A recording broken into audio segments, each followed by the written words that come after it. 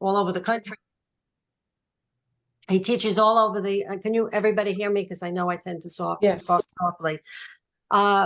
He teaches all over the country. Actually follow him on Facebook, so I know his range is quite large, and he does quite a bit on night. He did last year, I believe you did, Eric, the night. 2 years ago, yeah. Yeah, 3 years? Is that long ago? 2 years. 2 years ago. A whole series on night photography, and you went around to different. You didn't sleep that year, I guess, right? You just you just kept From going. 11 p.m. to 3 Oh, a.m. Oh God, I don't think I could do that. So anyway, so we all know Eric, and he's here, and we're going to learn from him tonight. So Eric, the floor, so to speak, is yours. Okay, thank you. So yeah, thank you for inviting me again. And tonight I'll talk about night photography. I'm not going to cover anything with astrophotography, so that's not part of the program today. I've done a few pictures of the Milky Way, and this was enough. This is not my thing. Do you see my screen?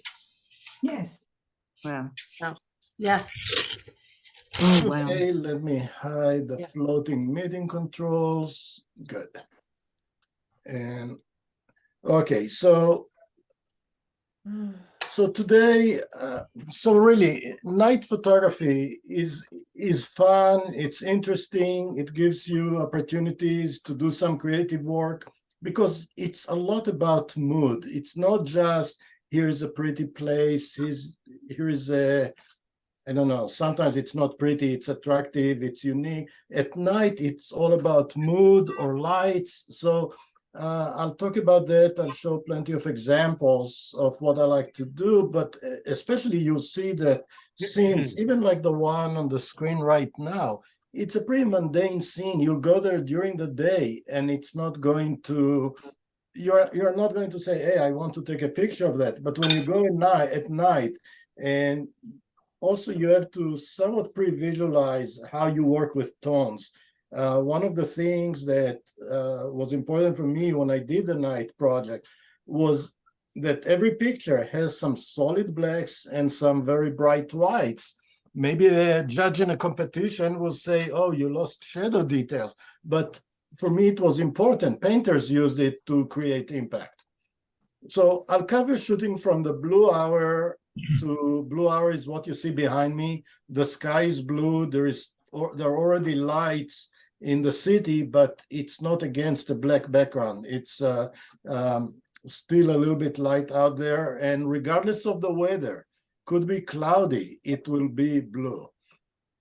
I'll address the technical challenges. I'll suggest some solutions, discuss skyline, street lights, carnivals, fireworks, and light painting a little bit.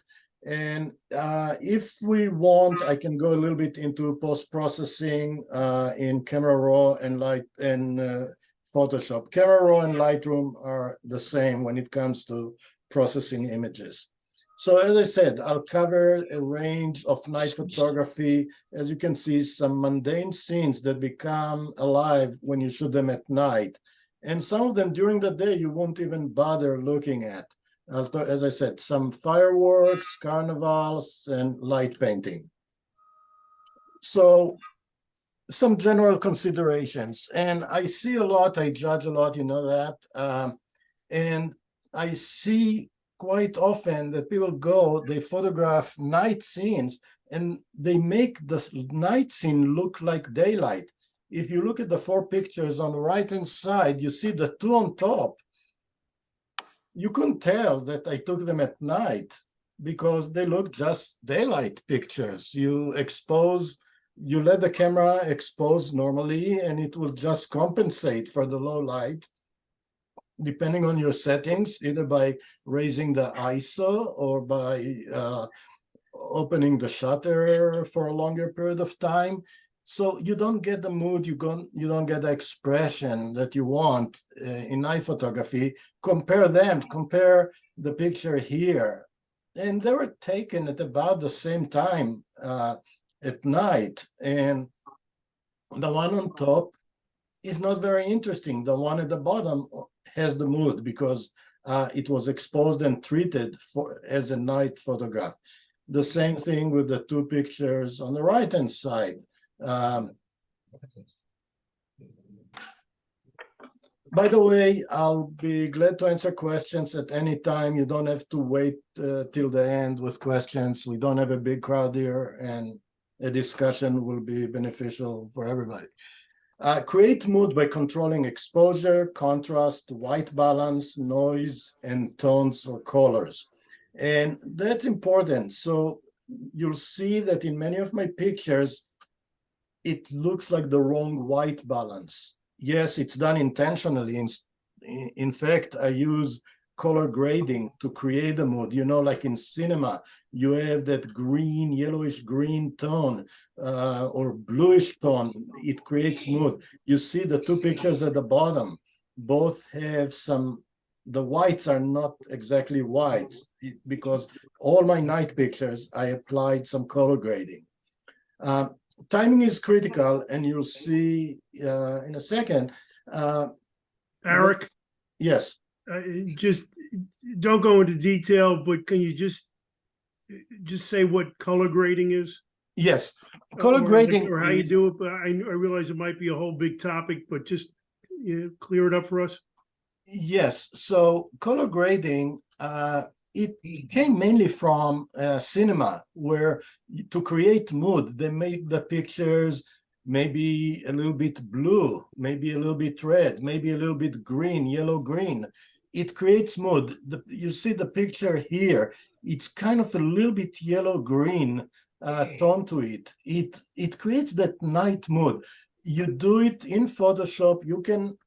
You actually can do it in Lightroom, in Adobe Camera Raw, or in Photoshop.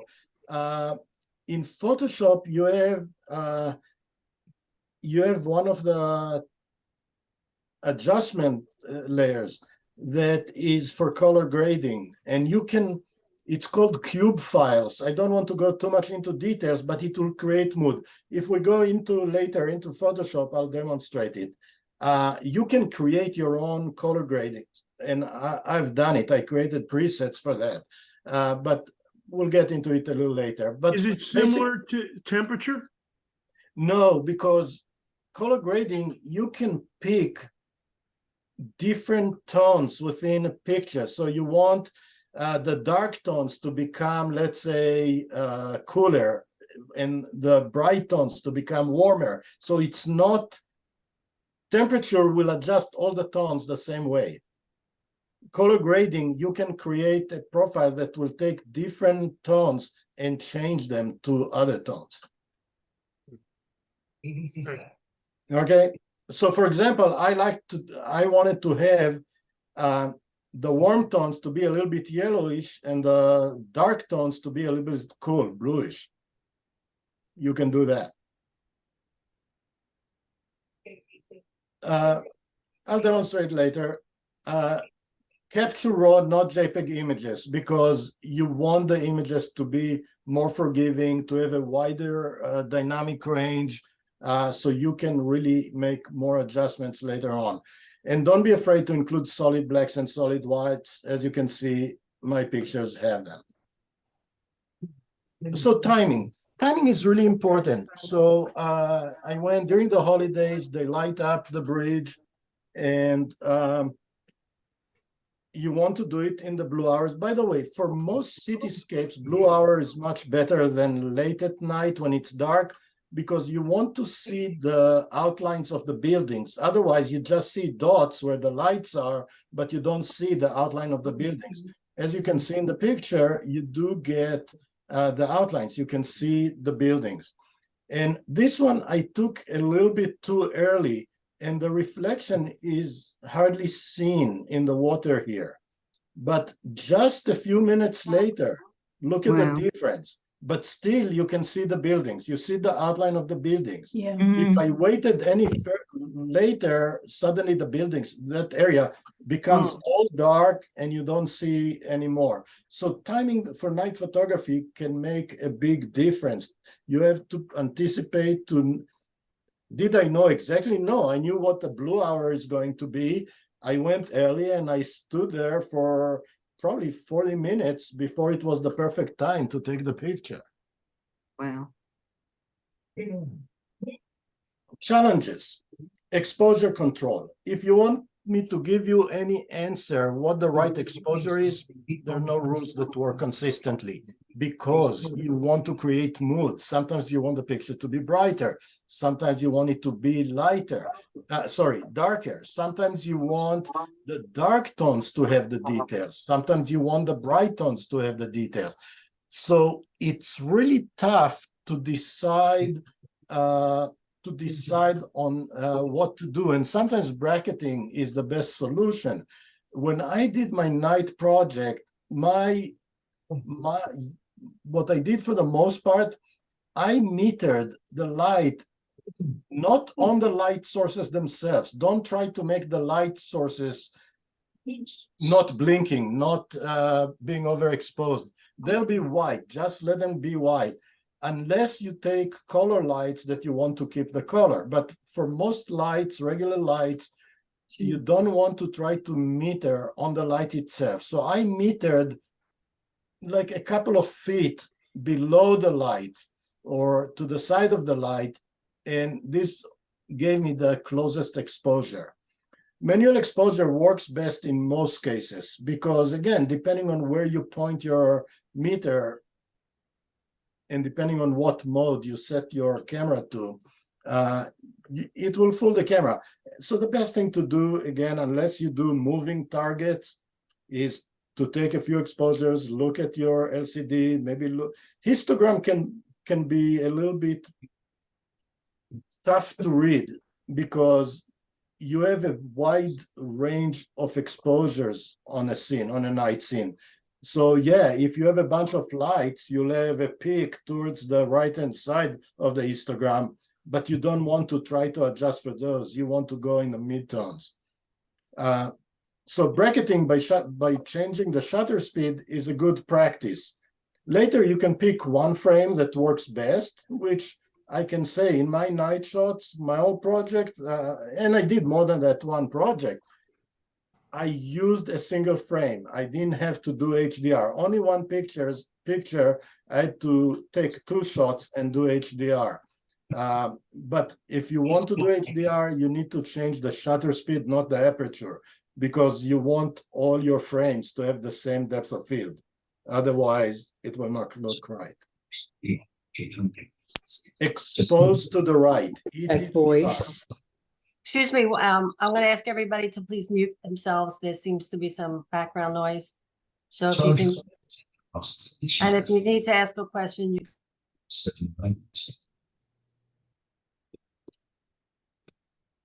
So exposed to the right with clipping limited to the light sources. So as I said, you don't want to try to expose the light sources correctly. Let them go white, but everything else you want to retain the exposure.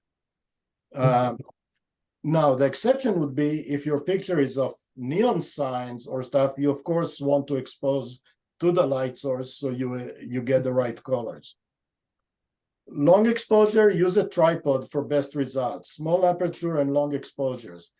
Turn off vibration reduction. So if your camera has, your lens has vibration reduction or image stabilization, you want to turn it off when your camera is on a tripod. Otherwise, you'll get a blurry picture.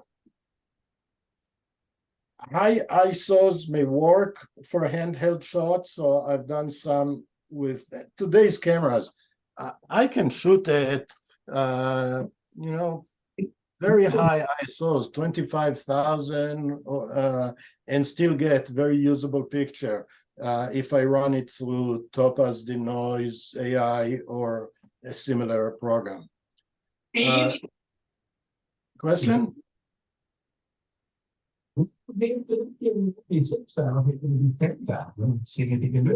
Now, if you do have handheld, you do want to enable vibration reduction, but not on the tripod. Please mute because I hear voices and then I don't know if I'm getting questions. $6,000 and the other stuff that's mentioned out, but categories food and drink Jack, and. Jack. do you have something on there? Maybe you should mute. No, I don't have anything on. All The right, TV. maybe you should mute because I think your screen keeps coming up. Thank you. Okay, I will mute it. Okay. Focus. I find with my cameras that autofocus works pretty well, even in low light. What's important is that you point it, the little square rectangle where the camera focuses, you point it to something that has some definition, some texture or lines. If you point it toward something that is completely flat, it's not going to focus, especially in the dark.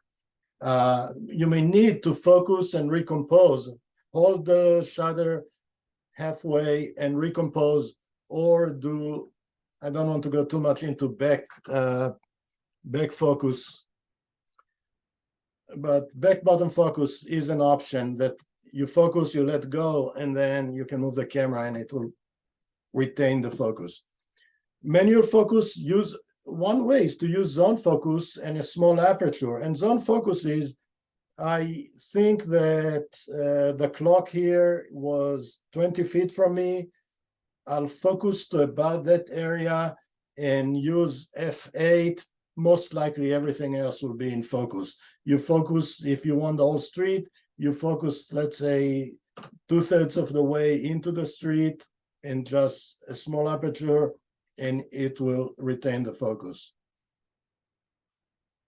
Effects, starbursts occur with small apertures, may use a special filter. So there used to be filters that will create the starburst, but I found with most lenses, if you are f14 or smaller apertures, 14, 16, 22, you'll get the starburst. You see them on the light sources here. These are not created in post-processing or special filters. They're all done with the lens. The quality of the starburst depends on the lens. Some lenses produce nicer starbursts than others. You have no control over it. Noise may add mood to night photography, so to night pictures, especially in black and white, when you shoot black and white.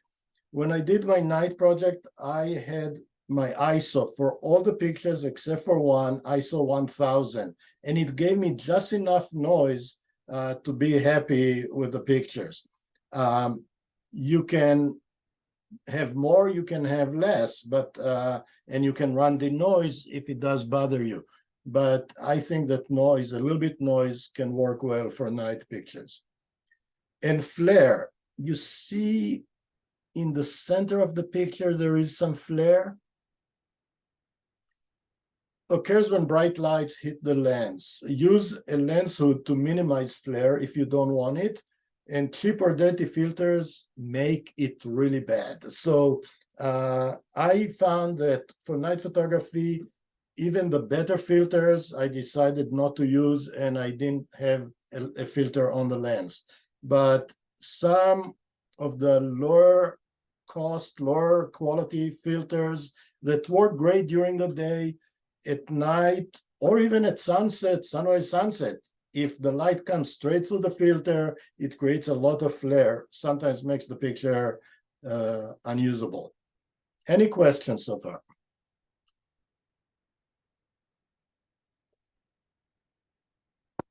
Okay. So blue hour, skyline. Skylines, as I said, blue hour is the best time. You can see details in the sky. You see here completely cloudy, still looks blue. You have the lights in the city. You still see the structure of the buildings, even where in areas where there are no lights. So this is really the best time to do skylines, to do street photography, if you want to include the buildings on the street. If you go late at night, the buildings are black, they're against black sky. You don't see anything but the dots where the lights are. And again, another picture, both are taken in Pittsburgh, and really it's a great spot to do skyline of Pittsburgh with all the rivers. In New York, once again, do it during the blue hour so you see the full buildings. Sometimes if you have low clouds, you get you need a city. It's not going to work in a small town, but you see so much light from the city is reflected off of the clouds. So this is no special effect. It's just there was so much light coming, the clouds were low and so much light coming out of the city that they lit up the clouds. So look for things like that. About photographing moonrise, moonset, the moon over skylines. It's almost impossible to get the moon and the skyline with one exposure, a single exposure. Either the foreground will be too dark, or if you expose for, just so you know, the moon is reflecting sunlight. So exposure on the moon is the equivalent of exposure of daylight on Earth. So the moon is very bright. It's like daylight bright. The skyline is not. So the best way to do it is with two exposures, one for the moon and one for the skyline, and then you blend them. Another trick that I often do, I took one good picture of the moon and I just plug that moon whenever I do the skyline with the moon. So I plug it into the same spot where the moon was, where I got that white circle. I'll just put the one picture of the moon that I have. A little bit cheating, but it works. Street photography at night, that's a lot of fun because that's where you can really work with mood, work with colors, work with, and even black and white. I love to do it in black and white. So these are from a few from my late at night. I did 3 months. I wrote a detailed project plan, and for 3 months, I went to 20 towns around where I live, up to an hour drive from where I live. And I took pictures from 11 p.m. to 3 a.m. I called it Empty Street at Night because the streets were pretty much empty. And it was all about mood, about tones, about telling stories. And as you can see, and these are not difficult pictures to take, and all taken with a tripod, except for one. I don't think I included it here. Yes, I did include it here. One, I had to climb on a pile of garbage to get the right scene, and I couldn't put the tripod. It was wobbly. I just had to do it handheld. So it was the only picture that I took handheld, high ISO, and with the vibration reduction on. But, you know, the starburst, the mood, a lot of black, negative space is important. This one is where I did do color grading. I did in the others too. So you see it's a little bit green, but it creates the mood. Now, I did do some post-processing here to lighten up. There was some light on the chairs on the port here, but in post-processing, I lightened it up. All single exposure. So I did have enough. I shot RAW, so I had enough dynamic range to bring up the light in some areas where I wanted and without killing the bright areas in the picture. As I said, the light sources, let them go white. Don't try to expose for the light because what we'll get, a gray circle, doesn't make any difference. But I did want to make sure that I don't get the blinkies in the windows. I wanted to make sure that I get some shadow details, but I also wanted some solid blacks. It creates the mood. You'll see two pictures of the same scene taken at the same time from the same spot, but just a little different exposure, and the mood, the story is different. These were taken about 3 a.m., I think. And it's a very busy road in Bound Brook. I could stand in the middle. It was just amazing, just the experience. You know, people were still awake and looking through the window at 3 in the morning. So look, two different pictures of the same spot with some little difference in exposure, and look at the difference in mood, different stories you can create. It's all about mood. It's all about the stories. Look at colors, look at lights. Here, what caught my attention was the barbershop, all blue tones. The Dunellen Theater, all warm tones. And then I had the long bench in between, kind of connecting them. And I thought that tells a story, a little bit light in the foreground from the shop. So, but once again, some solid blacks. Eric, on this Yes. shot, this is really interesting. The focal length, where would you have put your focal length on this? Probably in the center. So Uh-huh. these were all with a tripod. You know what? Hold on for a second. So f14. Mhm. Do you see the data? Do you see the table on the right-hand side with the data? Yes. Oh, yeah, but it's covered. Yeah, I have it covered by people. Oh, let me, Yeah, you can just minimize that. I see that. window. Yeah. So you'll see it's f14, which I used for many of my pictures. So I get the starburst, 0.17 of a second. So it was not even a very long exposure, and 19 millimeter. So I had really good depth of field, but f14 on 19 millimeters, you know, everything would be sharp. So do Where- you focus on like on the 1/3 towards, 1/3 into the picture? Where do you Yeah, actually? usually I'll do the hyperfocal, but Yeah. again, okay, so first I had to point my focus to something that has some definition, right? Otherwise it won't focus. So I Mhm. probably focused around here or on the door here, but I knew that if I'm somewhere between the two things, I'll get f14, 19 millimeters, I'll get everything sharp. Eric, Yes. I got a question. What Harvey, software did wait a you minute. use? What, If somebody's not muted and there's some machine, nobody else hears it. It's almost like a rattle.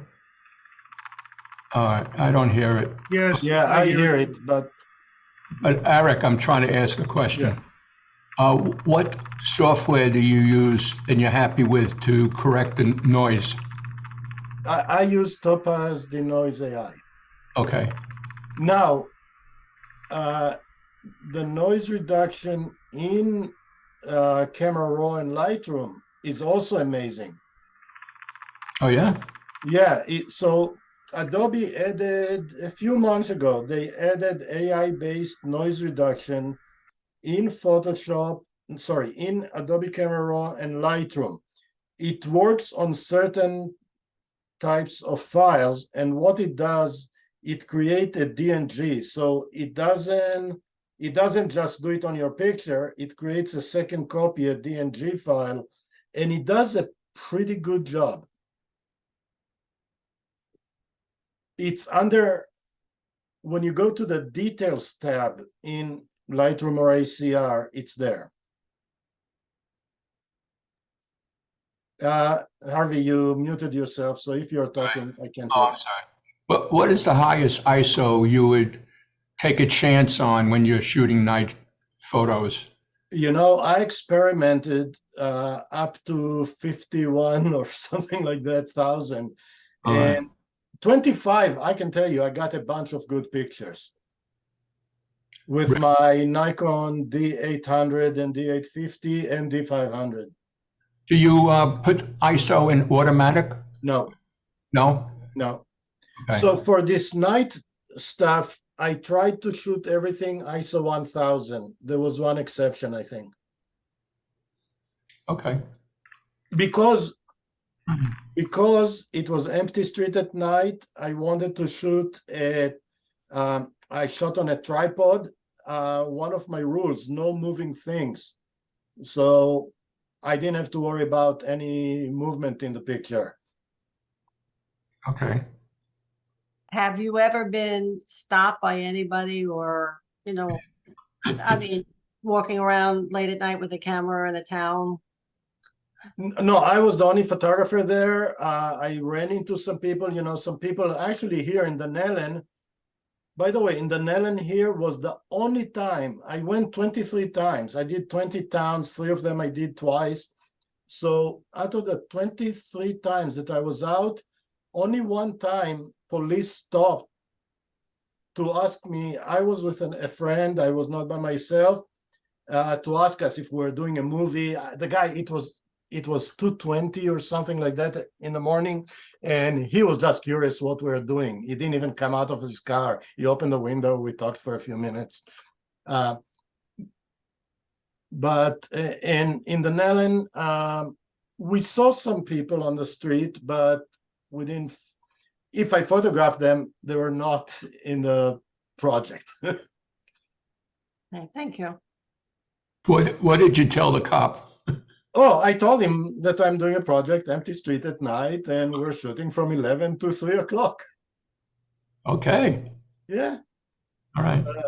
What- So, go outside, not just on the street. I went to the Gladstone station because there were many lights. They were cleaning the cars. So there were actually people working there.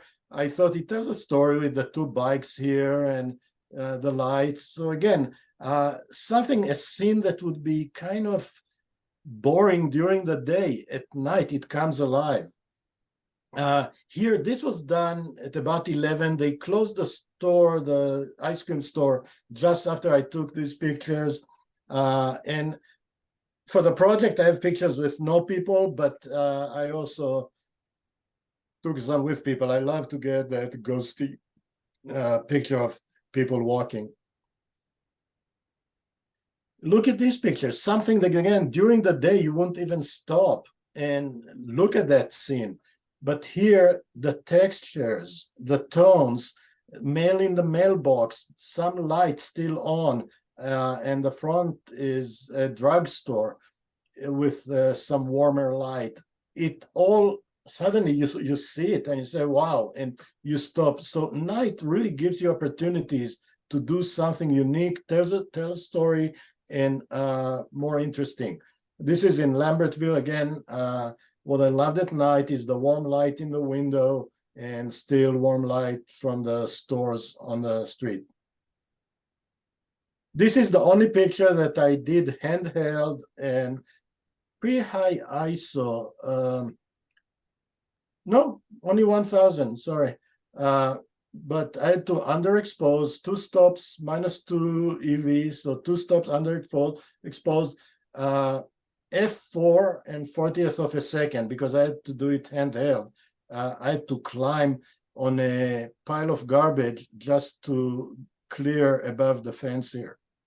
Again, Why did you do -2? Because there is so much black, understand. dark area, so much dark area that if I exposed based on the metered exposure, it would overexpose the bright areas. I didn't want the metering, the camera, to consider the dark areas. Okay, so you lessen the exposure of the bright areas, I lessened the exposure of the whole picture, the whole picture. Okay. yeah, by 2 stops. Okay, so now- otherwise the dark areas would have come out brighter. Yeah, right. Okay. Now, this building is in Somerville. I go to Somerville a few times a week. It's the town next to where I live. I'm in Bridgewater. I've never seen this garage. I mean, I've seen this garage, never paid attention to it. I parked in that garage here, never paid attention until late at night. I saw the doors, different colors. I said, wow. You know, a place that I see every day, suddenly, wow. So when you go at night, your mindset is different. You see things that you would never see otherwise. Look at the light, just the color harmony here. And of course, I included this crossing here to create that triangle. And this is in Manville, something during the day you would never notice. At night, suddenly with the lights, the colors, it created a picture for me. Look at the reflection of the cross. This is in Morristown. And sometimes you go for the lights and then you expose for the lights. I'll go a little quicker. A barber shop that you would never notice during the day. At night, I was with Robin, my friend there, and we were just impressed with this. We spent a lot of time just on this barber shop. Architecture, we spent a lot of time in Princeton University and working with the architecture at night. Here there is a person. In black and white, it creates the mood. It works really well for night pictures. Now, don't get me wrong, I do post-processing. You can see I did some vignetting. I did some to darken some of the edges to really bring your eye to where I wanted it to be. So I do some post-processing on all my pictures. Creating mood by being very low. This is in Clinton, New Jersey, right by the Red Mill there. And I just love the empty street, the arrow pointing to the empty street. I wanted the flare, so I did leave the flare. Eric, Yes. what is your go-to lens for night shooting? That you don't- So it varies. For this project, it was one of my, as I said, I wrote a detailed project plan. It was ISO 1000. The lens is 16 to 35 millimeter for this project. You'll see some other pictures that I took with a different lens. Oh. Not for this project, but for this one, it was, sometimes I love to work with the 50 millimeter f1.8. I can even take pictures handheld with the 1.8 for street photography at night. So it really depends on what you want to do. Here, it was all the 16 to 35 on the full frame body. Okay. Beautiful. Blue hour time, again, you get the lights, you get, and rain. Rain makes night photography so much nicer because whatever would be just dark, now it's glowing with the reflecting the lights. This is in New Orleans. Another one in New Orleans, again, blue hour. So doing street photography at night, blue hour really gives, you can do stuff like that in towns that are not far. I don't know, you're not going to see all these neon lights in Princeton, but you can find places that are not far. Shooting through windows. I love to shoot into windows. Well, this is a little far. This is Vienna, the Opera House in Vienna. So this I have a lens that I really love, 135 millimeter f2. It's a Rokinon lens, inexpensive lens. It's fantastic for portraits and even flowers. If you want really beautiful bokeh, that is just an amazing. I read in a magazine a while back that it's a must-have lens. It's inexpensive. It's manual focus, and I got it, and I really like the lens. So I went to Somerville. So this is Somerville, New Jersey, not New York, not Philadelphia, just here. and it was all handheld, and I just wanted to play and work with different depths of field. ISO 2000 -1 f-stop exposure, 1/60th of a second, and f2. So I really love the wide aperture of that lens. So that was a Nikon lens? No, a Rokinon. Because what you just showed me said Nikon. So No, it wasn't a Nikon. Nikon D800 is the Okay. camera. Thank you. Camera, yeah, The not the lens is lid. the Rokinon, 135mm Rokinon lens, $425. Wow. And then because I love the bokeh, I actually took pictures out of focus. So when you do night photography, there's so much mood and storytelling in a picture. Nothing is sharp intentionally. And then I went even further than that and created really almost abstract. Look how beautiful the highlights are, almost perfect circles.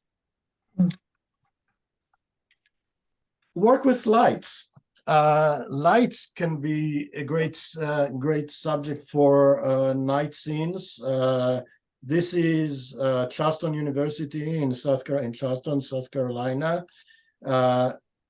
A little far, this is in London, handheld with a small, I love my tiny Sony camera. I'm a Nikon guy, but for a point and shoot, they're not cheap, those little Sony camera, 1-inch sensor, handheld. It was the only camera I took. I went with my wife to London. It was the only camera I took with me. So I leaned on some pole and took a little bit longer exposure.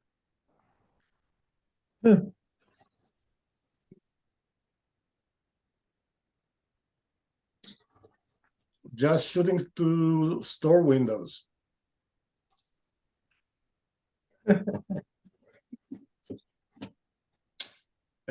This house is a few blocks from where I live. Every year, this year they have even more. Not this year. Last Christmas they had even more stuff there. This one I may have even taken with my phone. Yeah, I took this one with my phone. You can do night photography with your phone. New York.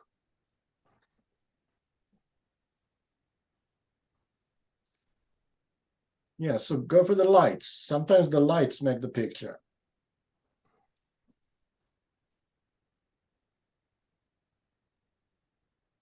This is the Somerville Circle. I just went up with by the TGI Fridays and looking down at that circle and worked with light trails. So this is a time exposure? Yeah, that's a time exposure, 30 seconds. F20, ISO 200. And this Would was on your you, tripod? Yes tripod or no tripod? Oh, 30 seconds, of course, tripod, yeah. Yeah. With the 50mm lens. So this one is -2 1/3 f-stops. So the camera doesn't expose to make it look like daylight. Just restaurants in Somerville. So again, very local, ISO 3200 and handheld. I love to do people at night. This one, when I was doing my empty street at night, you can see how empty that street is. And if you look at the time here, it was taken almost 1 a.m. You see 00, so it was midnight, 45 minutes. So it was almost 1 a.m. It was the last Thursday of the summer break. The bars in Morristown on the main street it's the main street, it's South Street, are open until 2 a.m. And there were many youngsters on the street. I asked her if I can take a few pictures of her. And she agreed, and I took a bunch. I love the way the light came on her, and just like the scene. This one was a funny story, and sometimes you use flash. I try to use the flash off camera with a reflector, so it's not, like a bounce card, so it doesn't look completely like flash picture. This was in New Orleans. I saw her, and I like the tattoos, and she was glowing like that, so I asked her if I can take a picture. So she said, you see, she's selling these shots, $3 shots. So I asked her if I can take the picture, and she said, you want to take a shot, you buy a shot. I said, okay, I'll buy a shot. Sorry about that. Let me just open the panel here. I said, okay, I'll buy a shot. I had a $5 bill. I gave it to her. So she took it and said, okay, $2 my tip. So $5. I said, no problem. And she was fun. We started talking. And then she's standing with the tray in front of her. I said, no, I paid $5. I want the boobies. So she moved the tray to the side. I wanted the tattoos. That's what really got me. And more street pictures in New Orleans. I saw the first one. They came from the shop where they bought the tutus. I saw this one. I asked her if I can take her picture. She said, wait, my sister is coming. Do the two of us. And rain, I mentioned earlier, rain really makes night scenes glow. It fills them, instead of having just a narrow area with lights, the whole street comes alive. And this is Somerville. Again, don't have to travel far. For me, Somerville is the next town next to where I live. Well, this one is in Germany. This was Austria, I think Austria, Vienna, New Orleans. But look how the rain makes adds so much to the picture. New York, look at for reflections. Fireworks, another thing that is fun to do with night scene. I see a lot of fireworks either on Facebook or in competitions. So one thing, it's to get good firework pictures, you really want to include, unless you do real abstract and you really zoom in on some of the bursts, you really want to include some interesting foreground or background, because fireworks, just the lights in the sky, they don't make great pictures. They make relatively, let's say, less impressive pictures. So you do want to have some foreground. It doesn't have to be a skyline. Of course, shooting across the Hudson and having New York in the background is really nice, or Philadelphia, but even if you go to a local place and there is some street, there are some trees, something that really provides a base, makes the pictures a lot more fun and interesting. One thing, to control the exposure, what I've done, I first did some test shots on the background, and then you fit the exposure for that. You know you want a long exposure, so you look at what f-stop will give you. If I want 20 seconds or 15 seconds, whatever exposure you want, you first try it on the foreground or background. You want it on using the ambient light, whatever is there. You get the exposure right on that based on, you play with the aperture, and then you have the right time, the right aperture, and then the burst. So I took pictures of the skyline, and then I used that exposure for the fireworks. Now, New York has a website where so for events, whatever, to do fireworks, they need to get a permit. And there is, or at least there used to be, a website where you could see who got permits to what day, what time. And we would go and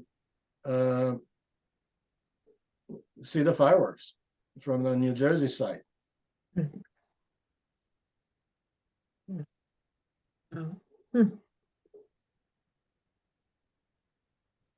Carnivals, another fun thing that you can find everywhere in the summer.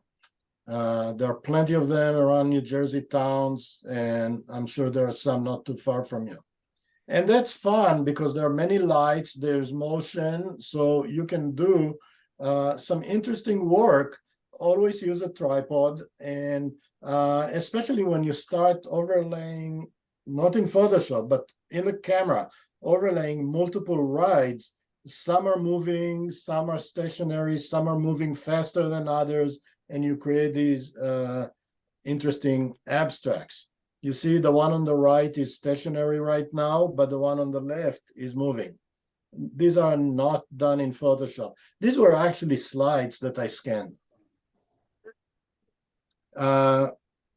Getting the motion, you see the people, the kids in motion here.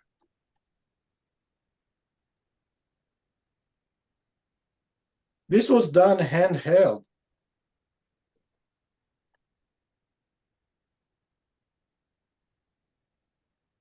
Also handheld. Actually, this ride was not even moving. It was, as you can see, there's nobody there, but it was still lit up. This I took in London with the small camera, handheld.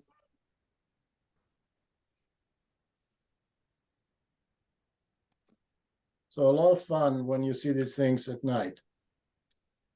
And here's a part of light painting. Light painting is another nice thing to play with at night. You can do it at home, you can do it outside. And what it is, you put the camera on a tripod, you set the exposure to, most cameras can let you do exposure up to 30 seconds with timers. You can go and use B and you have to click both times, but 30 seconds are plenty of time. And what you do, you just paint your subject with a small flashlight, not a very bright one. And it's amazing. Your success rate will be much more than you expected. It's just amazing. You do it and you get successful. What I've done, I took two flashlights, one with blue gel on top of it and one with a red gel on top of it. And I set the camera to 30 seconds, did 10 seconds with the blue, then 10 seconds with the red. The time in between the 10 seconds kind of to switch, and I got these pictures. So you set your still life and you get very unique lighting. This is the same guy. This one I did actually at the Mammoth Camera Club meeting on light, painting with light. I did a presentation and we did it live. So this is the same guy. He set for 10 seconds on one chair. Then I painted him with red light. Then I turned it off. He moved to the other chair and I painted him for 10 seconds with the blue light. So it's one guy in the church that the Mammoth Camera Club is meeting, and it was done right there. And almost every picture that I took that night there without planning, it's hard to test much because every time you do it, you kind of, how do you control the exposure with the light? Because you keep painting with the light. It just comes out right. Did you then Same. combine, did you just then combine the two photos? No, it's one photo. 10 seconds, the camera is open, the shutter is open for 30 seconds. Okay, so you, 10 seconds with the red light. Then the guy moved, and then 10 seconds with the blue light. All a single exposure. No Photoshop. okay. No no real post-processing here. Same thing here. The same girl, she sat. I painted her in blue for 10 seconds. Then I asked her to I turned off the light, asked her to get up and stand behind the chair and look down. And I painted with red. Single exposure. Eric, Diana Karievsky, I really don't understand what you mean by light painting. Take a flashlight. The room is dark, almost totally dark. You take a flashlight and you just shine on the subject. So you take not a powerful, a pretty dim flashlight, and I put a little I just wrapped a little cylinder around it so it doesn't spread the light too much. It just make it a relatively narrow beam, and then you simply, with your flashlight, kind of light the subject, different angles. So you see the lighting comes on her from different sides. It's not from the right or the left or the top. It's from everywhere because you keep moving your light around her. But where does the color come from? I put a little gel on the flash, on the light. Oh, So I have two lights like that. On one I put blue, on the other one I put red. oh, Just regular gels that I bought in the store here. I see. Okay, thank you. Here, there are only 3 pieces. I put it on my bed, really our bedroom bed. And there are only 3 pieces, but in the 30 seconds, I kept moving them and painting. So you'll see it's really only 3, the accordion here and here, the cello here and here, the violin here and here. So it's really only 3 pieces. This one is outside the church in Kolzneck, where the Mammoth Club is meeting. I just took a stronger flashlight and just light painted the cemetery there. So, and I did a workshop not too long ago, a couple of months ago, with the Sparta Camera Club. And we did some street photography at night. And one of the things, across from where they meet, there is a cemetery. And we did something similar just there, and they got great results.